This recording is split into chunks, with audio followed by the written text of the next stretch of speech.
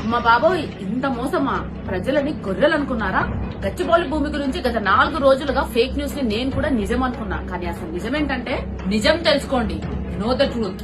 ముఖ్యంగా గచ్చిబౌలిలో ఆ భూమి హెచ్సియు భూమి కాదు, అది మొత్తం పూర్తిగా గవర్నమెంట్ భూమి. ఈ భూమిని అభివృద్ధి పనుల కోసం గవర్నమెంట్ ఉపయోగించుకోవాలని నిర్ణయించింది. కానీ కొందరు విద్యార్థులలో అనవసరమైన అలజడి సృష్టించడానికి ఈ ప్రక్రియను చెడగొడుతున్నారు.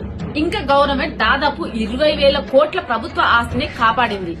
అండ్ గవర్నమెంట్ ఈ భూమిని హైదరాబాద్ అభివృద్ధి కోసం అండ్ ప్రజల మంచి కోసమే ఉపయోగిస్తోంది. ఎందుకంటే ఇలాంటి అభివృద్ధి పనులు చేయడం వల్ల హైదరాబాద్ భవిష్యత్తులో మరింత అభివృద్ధి చెందుతుంది. రాజకీయ స్వలాభం కోసం చేస్తున్న తప్పుడు ప్రచారాలను అస్సలు నమ్మకండి. నిజం తెలుసుకొని మాట్లాడండి. హైదరాబాద్ అభివృద్ధి కోసం సహకరించండి. Sorry for that. నిజంగా నాకు ఒక విషయం ఓపెన్ గా చెప్తున్నాను సార్, నాకు ఏ నాలెడ్జ్ లేదు పాలిటిక్స్ లో. నేను చాలా నార్మల్ గా ఉంటా. అండ్ ఇంకోటి ఏంటంటే, నాకు తెలియకుండానే ఆ వీడియో గురించి నేను ఎంక్వైరీ చేయలేదు. ఫస్ట్ ఆఫ్ ఆల్ ఎంక్వైరీ చేయాల్సింది ఎవరు లేకుండా నిన్న ఓకే ఖాళీగా ఉన్న వీడియో వచ్చింది చేసేద్దాం అంతవరకు ఉంది నా మైండ్ లో తప్ప నేను అంత విధంగా ఆలోచించలేదు.